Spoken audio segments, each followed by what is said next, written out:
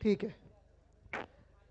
तर मी हेच सांगत होतो की निवडणुकीच्या आधीचं चित्र लोकसभेच्या आणि आता लोकसभेनंतरचं चित्र हे फार बदललेलं आहे. देशात तर फार बदललेलं आहेच. कदाचित इथे छत्रपती संभाजीनगरमध्ये जे आता खासदार निवडून आलेले आहेत, मला माहीत नाही आता किती वाईनचे परवाने वगैरे कुठे कुठे स्पीड ब्रेकर येतील हे मला माहीत नाही. नाही, पण फक्त बोलून चालणार नाही, त्यांना हरवून दाखवायला लागतं. आणि आता ही जी निवडणूक आपण पाहत आहोत, देशात जे चित्र बदललेलं आहे ते ह्याचसाठी बदललेलं आहे कारण 4 जूनचा निकाल जो होता तो आपल्या देशासाठी, आपल्या संविधानासाठी, आपल्या लोकशाहीसाठी, तुमच्या आमच्या आवाजासाठी फार महत्त्वाचा होता.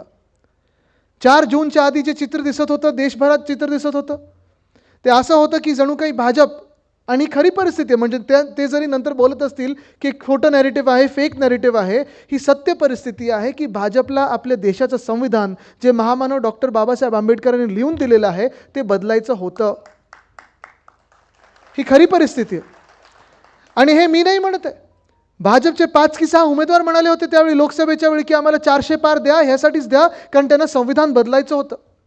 एक भाजपचे माजी मंत्री, मोठे नेते त्यांच्या पक्षातले, ह्यावेळी तिकीट नाही मिळालं, त्यांनी मला सांगितलं होतं की आदित्य, जर आम्हाला 300हून जास्ती मिळाले तर आम्ही देशातलं जे काही अधिकार आहेत ते कमी करणार, देशाचं संविधान बदलल्याशिवाय राहणार नाही. हे भाजपचे शब्द आहेत. आणि संविधान का बदलायचं होतं? संविधान एवढ्यासाठीच बदलायचं होतं कारण तुमचा आमचा आवाज, मग तुम्ही कुठच्याही धर्माचे असाल, कुठच्याही जातीचे असाल, कुठच्याही भाषेचे असाल, कुठच्याही प्रांताचे असाल, हा आवाज बुलंद झालाच नाही पाहिजे, हा आवाज दाबलाच गेला पाहिजे, देशातून आवाज पर्याय आलाच नाही पाहिजे. ह्यासाठी त्यांना संविधान बदलायचं होतं. त्यांना आपलं संविधान ह्यासाठी बदलायचं होतं कारण लोकशाही म्हणजे काय, तर जी आज ताकद आपल्या देशाने दाखवलेली आहे, मग महाराष्ट्र असो, उत्तर प्रदेश असो, ज्या ह्या राज्यांनी दाखवलेली ताकद आहे की तुम्हाला जर वाटत असेल की तुमची मस्ती ह्या देशात चालेल, तुम्हाला जर वाटत असेल की एकाच व्यक्तीची मन की बात ह्या देशात चालत असेल, तर तसं नाही आहे. देशातल्या प्रत्येक नागरिकाची मन की बात तुम्हाला ऐकायलाच लागेल. ही ताकद आपल्या संविधानाने दिली आहे, ती यांना बदलायची होती. पण आज पहा, ज्यांना वाटत होतं की 400 पार 400 पार, त्यावेळी मी खैरे साहेबांसाठी जेव्हा प्रचाराला आलो होतो त्याच्या आदल्या वर्षी देखील असेल, पण प्रचाराच्या वेळी मी आपल्याला सांगितलं होतं की ह्यांचं 400 पारचा नॅरेटिव्ह हा खोटा आहे. हे 200 पण कसे बसे गाठतील आणि ते खरं ठरलेलं आहे. 240 हे कसे बसे यांनी गाठलेले आहेत. मुंबईची एक सीट चोरलेली आहे, अनेक अशा सीट्स कुठे कुठे चोरले, ते कोर्टात आता सुरू झालं का प्रकरण. पण हे सगळं जर नसतं केलं तर हे 200ला देखील पोचत नव्हते कारण तुमच्या आमच्या मनात आज जे आपल्या डोक्यावर सरकार बसवलेलं आहे केंद्रामध्ये, हे कदापि आपल्या मनात नव्हतं. कदाचित आपल्याला वाटलं असेल की त्यावेळी आदित्य काय बोलतोयस तू, सगळे आकडे जे होते एक्झिट पोलचे सांगत होते 350 होतील, 330 होतील. काही मित्रांमध्ये देखील मी गप्पा मारत असताना, काही पत्रकार मित्रांशी गप्पा मारत असताना, चर्चा करत असताना मला त्यांनी पण विचारलं होतं की आदित्य तुला किती वाटतं काय आकडे येतील. मी त्यांना सांगितलं होतं बघा, महाविकास आघाडी जास्तीत जास्त आकडे येतील, त्याच्यात मी आकड्यांमध्ये जात नाही, पण देशभरात 220 ते 240 मध्ये राहतील. मी काही ज्योतिष नाही आहे, मी काही कोणाचा चेहरा वाचू शकत नाही, कोणाच्या हातावरच्या ज्या काही लकीरी असतात ते वाचत नाही. पण मला एवढं कळत होतं की या देशात कोणी खुश नाही आहे. ना कुठचं राज्य खुश आहे, ना कुठचं प्रांत खुश आहे, ना कुठची भाषा खुश आहे, ना कुठचं धर्माला वाटतं की आपलं काम होतं आहे, ना कुठच्या जिल्ह्याला काही वाटतं. आणि खास करून जर महाराष्ट्रात पाहिलं गेलं तर ना शेतकरी खुश होते. आणि हेच चित्र बिहारमध्ये होतं, हेच चित्र उत्तर प्रदेशमध्ये होतं, हेच चित्र हरियाणामध्ये होतं. ना महिलांना सुरक्षित वाटत होतं, ना तरुणांना असं वाटत होतं की 10 वर्षात आपलं काही भलं झालं आहे. आणि मग एकंदर सगळ्याच नागरिकांना वाटत होतं की होय, आपल्या देशातलं संविधान धोक्यात आलं, आणि ते खरं होतं. आणि हे जी सुरुवात जी आपण संविधानाच्या रक्षणाची केली होती ती या लोकसभेच्या निवडणुकीतून नाही, तर आदल्याच वर्षी जेव्हा आपलं सरकार पाडलं होतं 2022 साली, म्हणजे 1 वर्षापूर्वी माझी निष्ठा यात्रा सुरू झाली होती. इथेच येऊन मी आपल्याला संबोधित केलं होतं, इथेच येऊन आपल्याशी चर्चा केली होती. आणि त्या निष्ठा यात्रेच्या दरम्यान जे जे लोक गद्दारी करून तिथे पळून गेले त्यांना काय काय आपलं मिळालं. मग काही माझ्या मंचावर होते त्यावेळी, काही पलीकडे पळून गेले होते, काही सुरतला गेले होते, काही गुवाहाटीत जाऊन भेटले, कधी गोव्यात जाऊन टेबलांवर नाचले. आणि ठीक आहे, आज कदाचित त्यांची थोड्याफार काळासाठी तरक्की झाली असेल, कोणाला 72व्या मजल्यावर काही घर मिळालं असेल,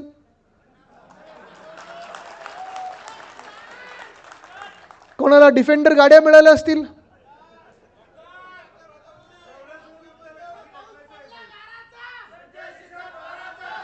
काय काय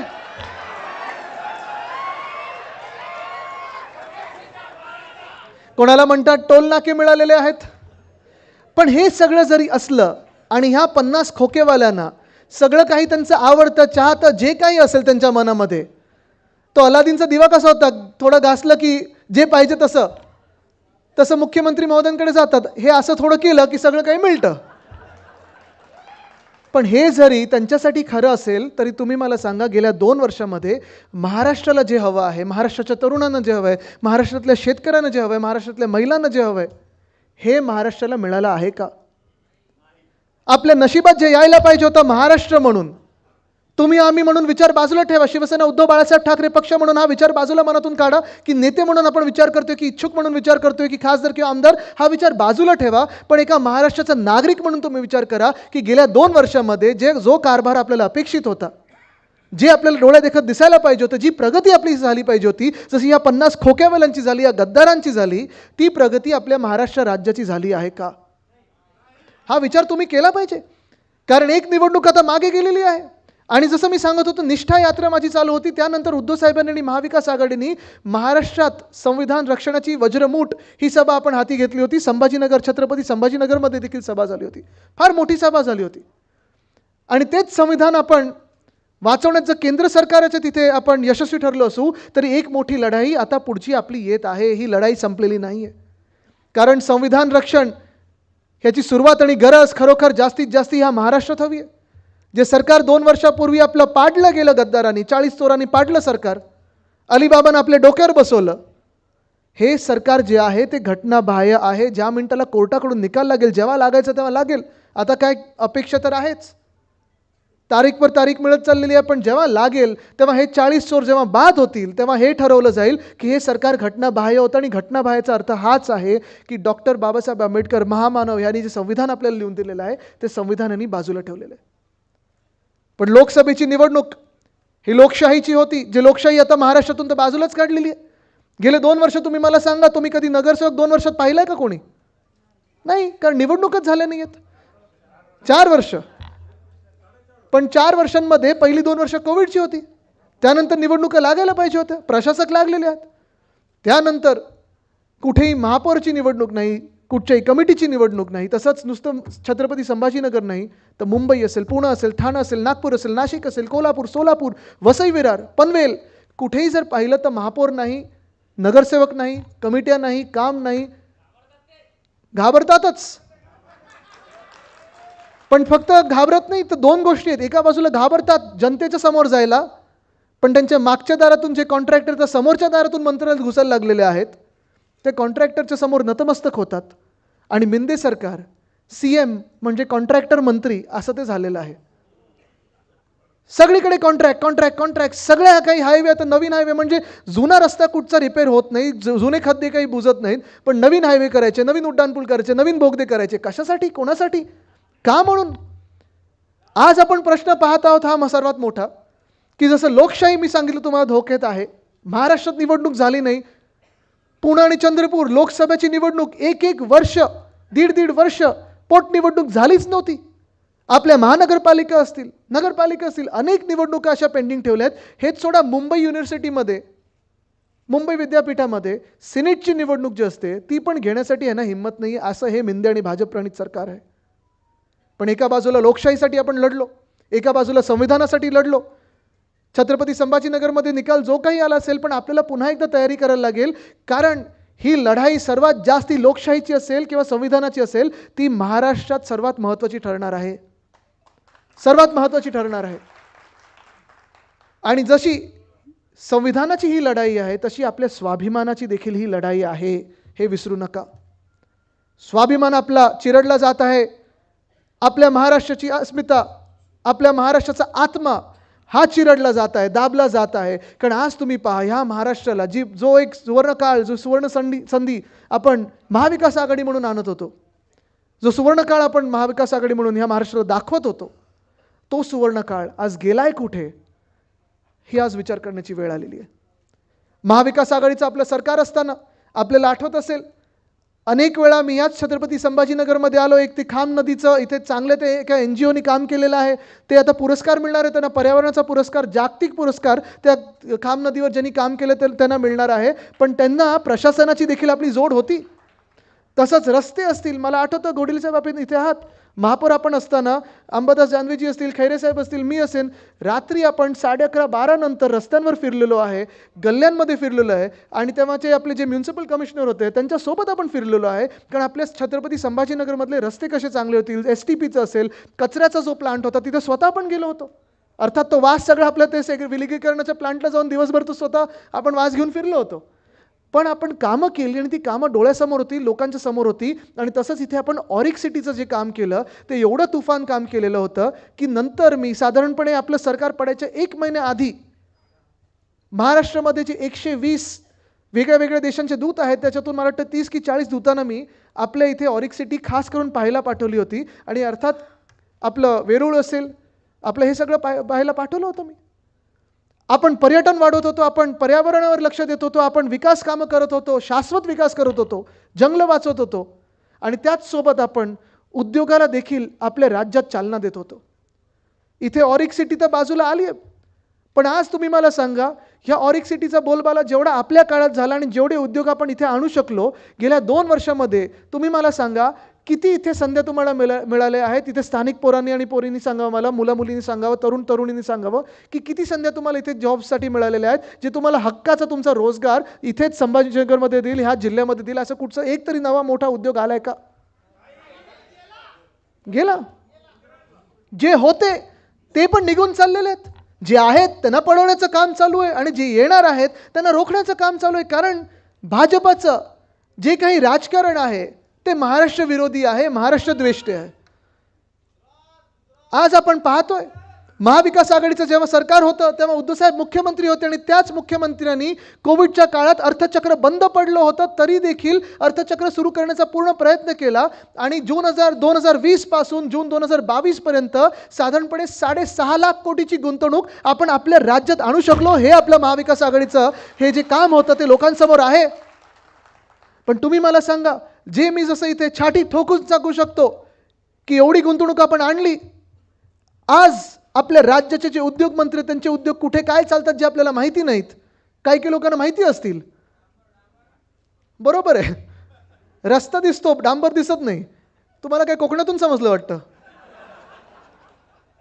पण आज तुम्ही मला सांगा, ते इथे येऊन माझ्या बाजूला उभं राहून असं छातीठोकपणे सांगू शकतील का की होय हे सगळे उद्योग आम्ही आमच्या राज्यात आणले? सांगू शकतील का?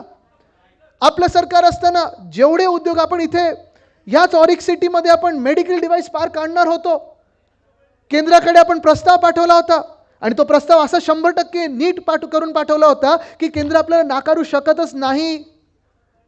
पण मेडिकल डिव्हाइस पार्क होता, महाराष्ट्र द्वेष्ट्यांनी पाठवला कुठे? गुजरात. बल्क ड्रग पार्क रोह्यामध्ये आणणार होतो, ह्या मेडिकल डिव्हाइस पार्कला त्याची साथ मिळाली असती बल्क ड्रग पार्कची. आता ड्रग्स सगळीकडे दिसत आहेत, गुजरातमधून ड्रग्ज राज्यांमध्ये येत आहेत, पण बल्क ड्रग पार्क जे औषधं बनवण्याचं जे फॅक्टरी आणणार होतो आपण, ती बल्क ड्रग पार्क गेली कुठे? गुजरात. असंच वेदांता फॉक्सकॉन, होय मी पाठपुरावा करत होतो त्याचा. माझ्यासोबत देसाई साहेब, सुभाष देसाई साहेब जे इकडचे पालकमंत्री राहिलेले आहेत, काम चांगलं केलेलं आहे. आणि तसंच उद्योगमंत्री म्हणून त्यांनी 10 वर्ष आपल्या राज्यात काम केलं, 7.5 वर्ष त्यांनी काम केलं. तेच उद्योगमंत्री मला आठवतात, त्यांनी वेदांता फॉक्सकॉन हा प्रकल्प तळेगाव येथे येणार हे पक्क झालं होतं. आपलं सरकार गेलं आणि हे वेदांता फॉक्सकॉनचं प्रकरण गेलं कुठे? गुजरात. 1 लाख तरुणींना आपल्या राज्यामध्ये नोकऱ्या मिळाल्या असत्या. ऑरिक सिटीमध्ये असेल मेडिकल डिव्हाइस पार्क, रोह्यामध्ये बल्क ड्रग पार्क, तळेगावमध्ये हे वेदांता फॉक्सकॉन असेल, तिथे नागपूरजवळ एअरबस टाटा असेल, सोलर एनर्जी इक्विपमेंट पार्क असेल, हे सगळं पळवतात आणि नेतात गुजरातला. काल मी पाहिलं MPCB, Maharashtra pollution control board, माझ्याकडे देखील ते होतं मी मंत्री असताना. काल धाड मारली मर्सिडीज बेन्झ कंपनीवर. सांगतात तिथे आम्ही काहीतरी तफावत बघितली, तिथे ते कायदे कानून पाळत नव्हते आणि आज त्यांनी ते ट्विटरवरनं स्वतःचं ट्विट डिलीट केलं आहे. आज मी मिंदे साहेबांना विचारत आहे, आज मी ह्या घटना बाह्य मुख्यमंत्र्यांना, गद्दार मुख्यमंत्र्यांना विचारत आहे की काल जी MPCBनी धाड टाकली मर्सिडीज बेन्झ कंपनीवर, ती धाड होती की काहीतरी पाहिजे? बरोबर आहे, बरोबर आहे, विषय कळला तुम्हाला. हे पहिलं स्पष्टीकरण द्या.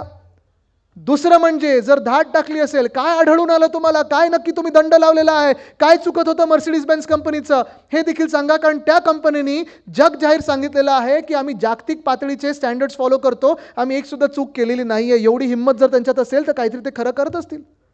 पण तरुणांनी हा विचार केला पाहिजे. एका बाजूला जर्मनीची कंपनी जी महाराष्ट्रात आलेली आहे, त्यांना हे गुजरातला पाठवण्याचा पूर्ण प्रयत्न करत आहेत, इथे कंपन्या बंद करून किंवा हप्ते घेऊन किंवा जे काही मागून. मला माहीत नाही, खोक्याचं धोक्याचं राजकारण चालू असतं. पण दुसऱ्या बाजूला आपल्याला सांगतात की जर्मनीमध्ये आपल्याला 1,00,000 नोकऱ्या मिळणार आहेत. इथे कोणाला जर्मन भाषा येते का? जरा हातवरती करावं. एकाला येते वाटतं तिथे.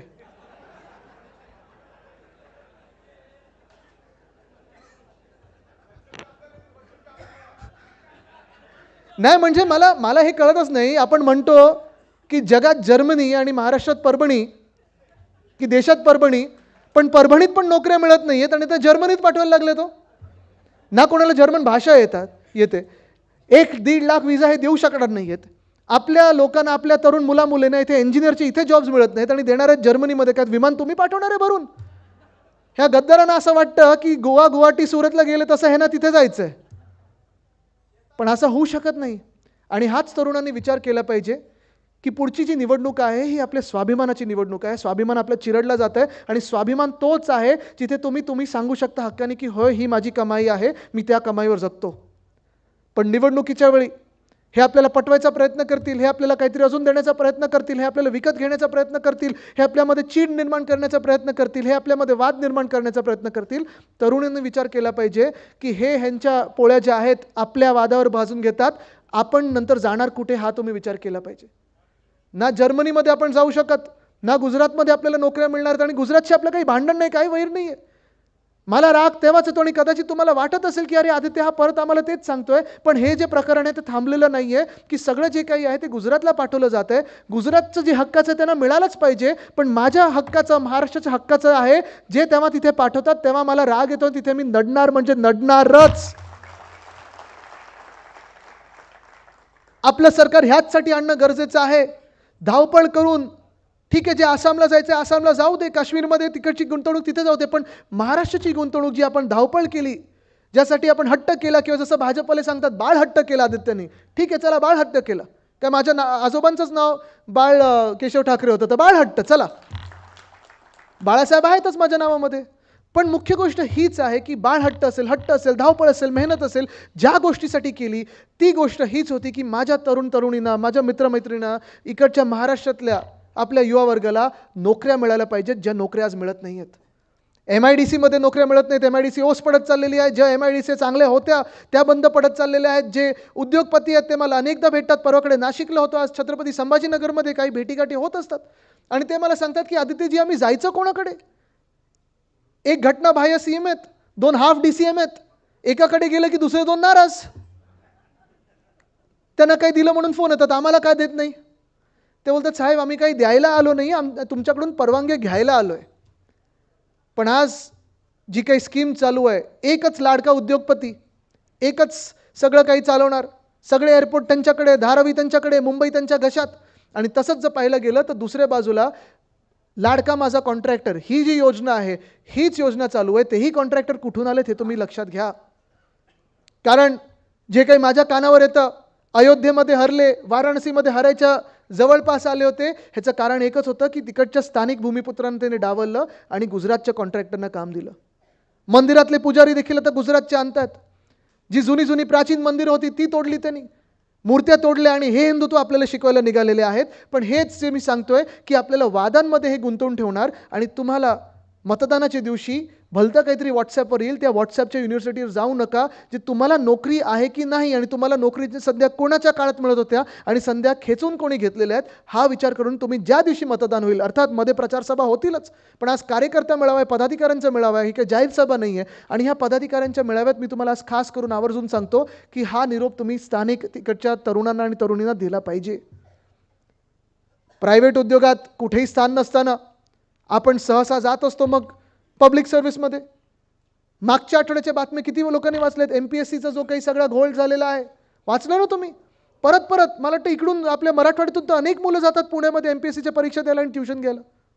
किती वेळा आंदोलनं करायची? 22मध्ये, 23मध्ये, 24मध्ये. बरं किती किरकोळ तो विषय हो की IBPSची एक परीक्षा आणि MPSCची एक परीक्षा एकाच दिवशी आली.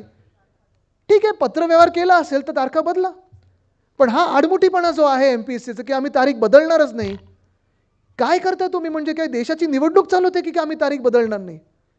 की मोठी कुठची वर्ल्ड कपची फायनल आहे की आम्ही तारीख बदलणार नाही? ठीक आहे, मी समजू शकतो क्रिकेट आणि टेनिसची वर्ल्ड कप दोघांची एका दिवशी आहेत. पण या स्पर्धा परीक्षात ह्या तरुण तरुणींच्या भवितव्याबद्दल आहे. तुम्ही खेळू नका त्याच्याशी. किती वेळा तुम्ही आंदोलन करायला लावणार? किती वेळ दिवस आम्हाला तुम्ही रस्त्यावर बसायला लावणार?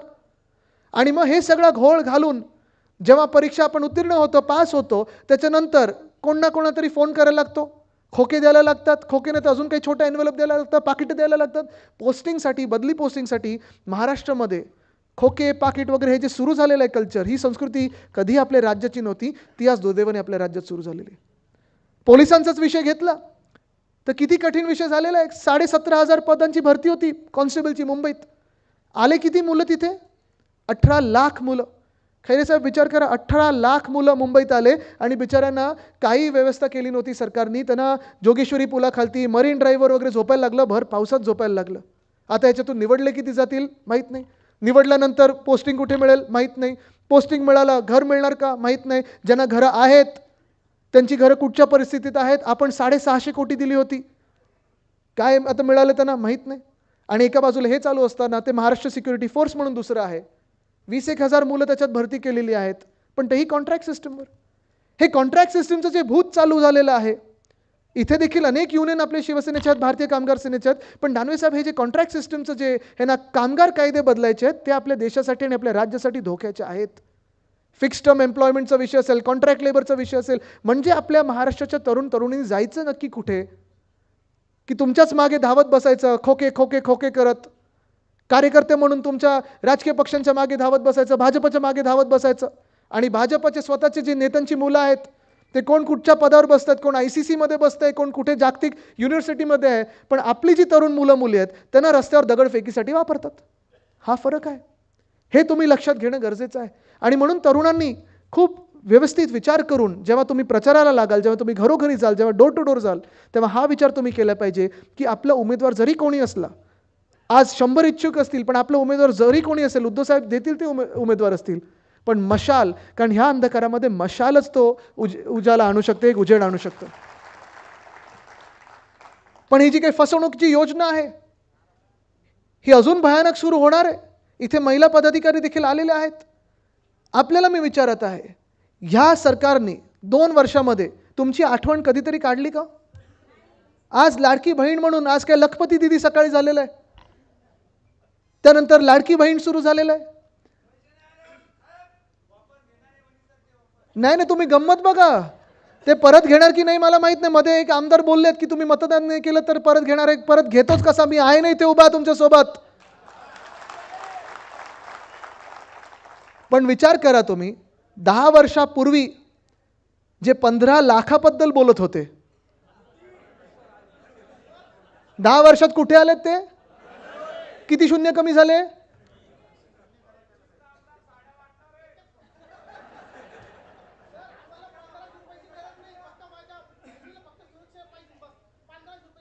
$1500च नाही, आपलं सरकार आल्यानंतर आपण वाढीव देऊ. ठीक आहे, बस त्याच्यावर येतो मी.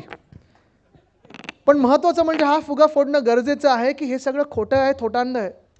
2 वर्षामध्ये ह्या महाराष्ट्रात अनेकदा आपण ओरडलेलो आहे, अनेकदा आपण आंदोलन केलेली आहेत. 2 मंत्री असे आहेत, एक मला वाटतं पालकमंत्री बनवले तिथे, गद्दार त्यांचं नाव आहे, आडनाव काय? त्या व्यक्तीने सुप्रियाताई सुळेंना एवढ्या घाणेरड्या शिव्या दिल्या होत्या चॅनलवर, केवढ्या घाणेरड्या शिव्या दिल्या होत्या. महिलेला शिव्या दिल्या. तुम्ही 1 मिनिट विचार करून मनातून काढून टाका की सुप्रियाताई राष्ट्रवादी काँग्रेसचे नेते आहेत किंवा खासदार आहेत, पण जी व्यक्ती, जो मंत्री ह्या अशी शिवीगाळ कोणालाही, महिला पुरुष कोणालाही करू शकतो, त्या मंत्र्याला खरं लाथ मारून काढून टाकायला पाहिजे होतं मंत्रिमंडळातून, गेट आउट सांगायला पाहिजे होतं. त्यांना तुम्ही पालकमंत्री म्हणून छत्रपती संभाजीनगरच्या डोक्यावर बसवलेलं आहे. तुम्ही मला सांगा, असले लोक तुमचे लाडके भाऊ होऊ शकतात का? दुसरे मंत्री आहेत, आज निर्लज्जपणे ते बोलले आहेत की अशा घटना तर होतच असतात, अशा घटना होतच असतात.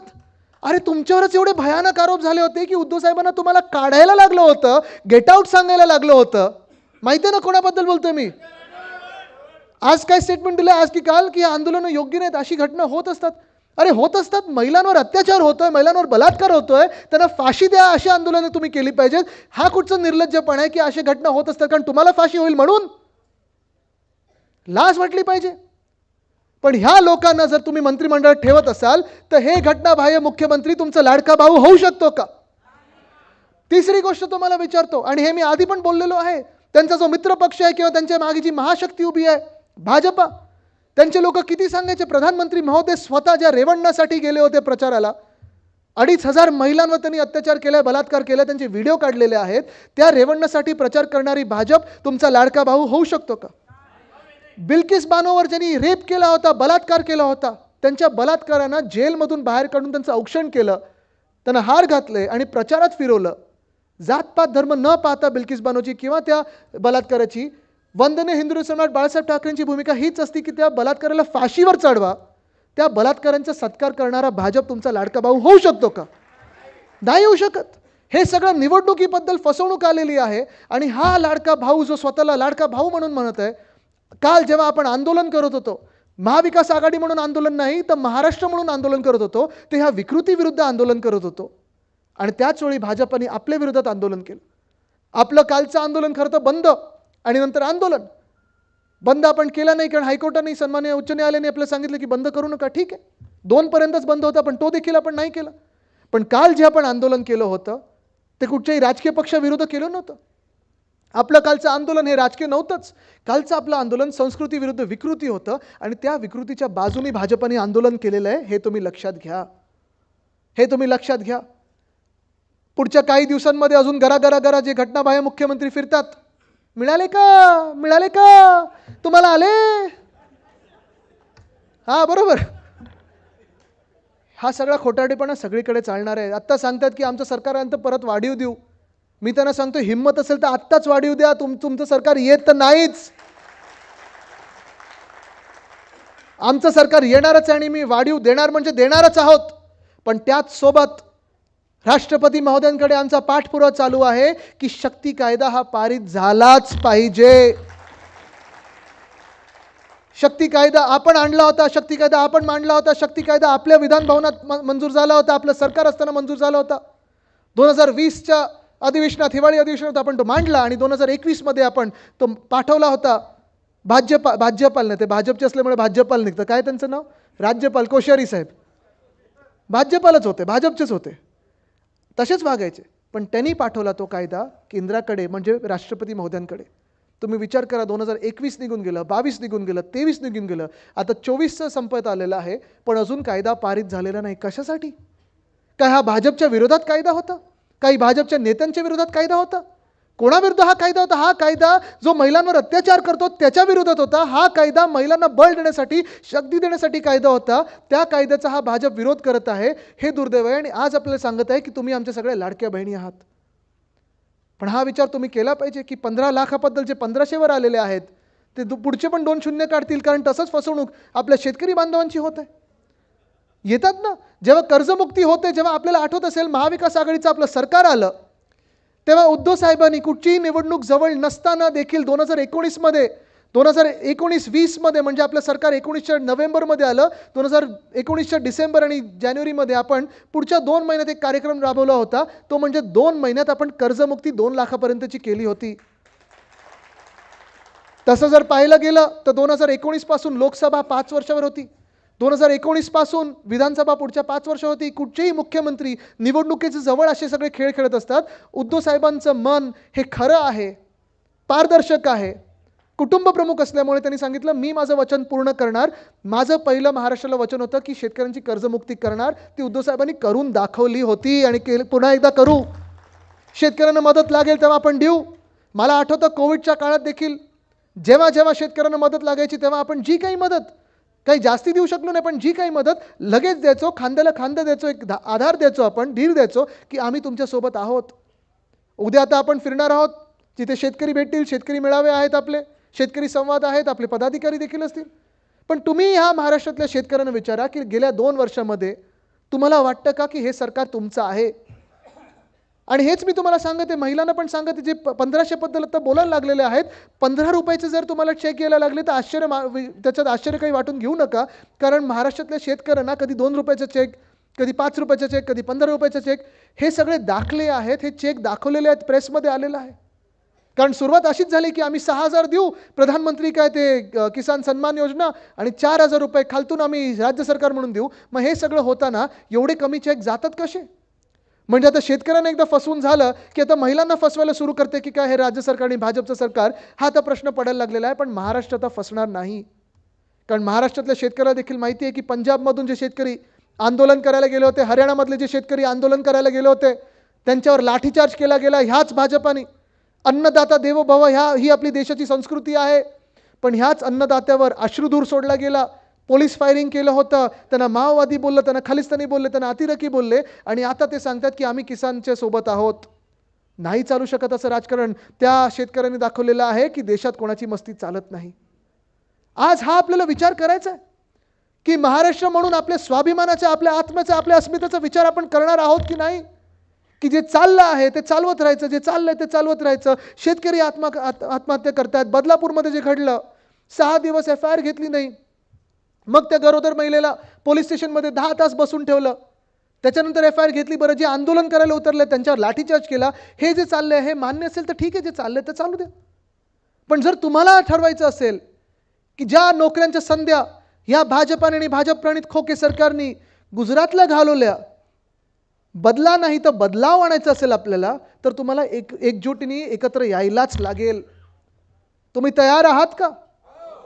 जर तुम्हाला वाटत असेल की गेल्या 2 वर्षामध्ये महिलांवर जे अत्याचार होत आहेत, जे बलात्कार होत आहेत, जे महिलांचा आवाज सतत दाबला जातोय आणि या काही खोट्या नाट्या स्कीम लोकांसमोर आणल्या जातात, ही फसवणूक जर आपल्याला दूर करायची असेल आणि लाडकी बहीणसोबत सुरक्षित बहीण जर आणायची असेल, तर आपल्याला आपल्या आतमधली सगळी जी भांडणं आहेत महाराष्ट्र म्हणून ती बाजूला ठेवायला लागतील आणि आपण एकत्र यायलाच लागेल. तुम्ही एकत्र यायला तयार आहात का? जर तुम्हाला वाटत असेल की आपल्या अन्नदाता जो आहे तो नीट राहायला पाहिजे, सुरक्षित राहायला पाहिजे, त्याला आधार मिळाला पाहिजे, तर पुन्हा एकदा कोणीतरी कुटुंब प्रमुख म्हणून त्या मुख्यमंत्र्यांच्या पदावर बसवलं पाहिजे. कारण आत्ताचे जे घटनाबाह्य मुख्यमंत्री आहेत त्यांची शेती तर खूप सुपर आहे. 2च दिवस त्यांना जायला लागतं, एकदा अमावस्याला, एकदा पौर्णिमेला, आणि शेतात अशी शेती चालते की 3-3 हेलिकॉप्टर जातात त्यांच्या शेतामध्ये. पण हे जर चित्र तुम्हाला बदलायचं असेल तर तुम्हाला बदलाव हा घडवायलाच लागेल. तुम्हाला नवीन सरकार आणि महाविकास आघाडीचं सरकार हे निवडायलाच लागेल. तुम्ही ते सरकार निवडायला तयार आहात का? नुसतं हो बोलून आता चालणार नाही. कारण आपण खूप वेळा आपली भाषणं चालतात, आता बघू आपण फडकूनच राहू, आपला निवडणूक आपण जिंकलीच पाहिजे. पण तुम्हाला कार्यकर्ता म्हणून, तुम्हाला पदाधिकारी म्हणून मेहनत घ्यायला लागेल. एक लोकसभेची निवडणूक आपण जिंकल्यासारखी आहोत, कारण आपण मस्ती खालती खेचली, हुकुमशहाला एक खालती आणलेला आहे, म्हणून ही निवडणूक जिंकलं असं नाही आहे. मार्ग सोपा नसणार आहे. सगळं काही ते तुम्हाला करतील, तुम्हाला धमकवण्याचा प्रयत्न करतील. तुम्ही घाबरणार आहात का? तुम्हाला विकत घेण्याचा प्रयत्न करतील, तुम्ही विकले जाणार आहात का? तुम्हाला फसवण्याचा प्रयत्न करतील, तुम्ही फसले जाणार आहात का? या महाराष्ट्रामध्ये हे तर सुरुवात झालेली आहे की हिंदू मुस्लिममध्ये भांडणं, मग इतर काही समाजामध्ये भांडणं, मग आपल्या जातीमध्ये भांडणं, आरक्षणावरनं भांडणं, तुम्हाला मग महिला पुरुषमध्ये भांडणं, जिल्ह्यामध्ये भांडणं. आपण विखुरले जाणार आहोत का? कारण ठीक आहे, इतिहास आपल्याच्या आत्ताच्या काळामध्ये मतदानाचा जो इतिहास असतो ते एक बोट घडवतं, पण एक बोट म्हणजे काही लोकशाही नाही. आपण सगळे जर पाहिलं तर ही जी 5 बोटं आहेत, ही 5 बोटं म्हणजे सगळे समाज आहेत, सगळे धर्म आहेत, सगळे जिल्हे आहेत, सगळे प्रांत आहेत. आपण सर्व ही 5 बोटं आहोत. जर आपल्याला लढायचं असेल तर ह्या 5 बोटांना वेगळं लढून चालणार नाही. जर ताकद बघायची असेल तर ह्या 5 बोटांना एकत्र आणून ही वज्रमूठ तयार केली पाहिजे, तरच आपण लढू शकतो. ही ताकद आहे आणि ही ताकद तुम्हाला दाखवायला लागणार. ही ताकद तुम्ही आज महाराष्ट्राची वज्रमूठ असणार आहात. मी आज पुन्हा एकदा तुम्हाला विचारतोय, तुम्हाला फसवलं जाईल, तुम्ही फसणार आहात का? ED, IT, CBI, पोलीस, निवडणूक आयोग तुमच्या मागे लावले जातील, तुम्ही घाबरणार आहात का? तुम्हाला धमकवलं जाईल, तुम्ही धमकले जाणार आहात का? तुम्ही दाबले जाणार आहात का? तुम्ही घाबरणार आहात का? लढायला तयार आहात का? जिंकायला तयार आहात का? मेहनत घ्यायला तयार आहात का? दिवसाला रात्र, रात्रीला दिवस करायला एक तयार आहात का? लढायला तयार आहात का? आणि जिंकायला तयार आहात का? असाल तर मला तुमची वज्रमूठ दाखवा. ही ताकद आहे एकजुटीची. ह्याच्यात ना कुठे कुठे जात दिसत आहे, ना धर्म दिसत आहे, ना प्रांत दिसत आहे. हा मला महाराष्ट्र दिसत आहे आणि महाराष्ट्राचा स्वाभिमान दिसत आहे. ही जर वज्रमूठ एकत्र आली तर जे कोणी आपल्या समोर आपल्याला मागे खेचायला निघालेले आहेत, मागे ढकलायला निघालेले आहेत, ही वज्रमूठ त्यांना बुक्क्या दिल्याशिवाय राहणार नाही. धन्यवाद. जय हिंद, जय महाराष्ट्र, वंदे मातरम.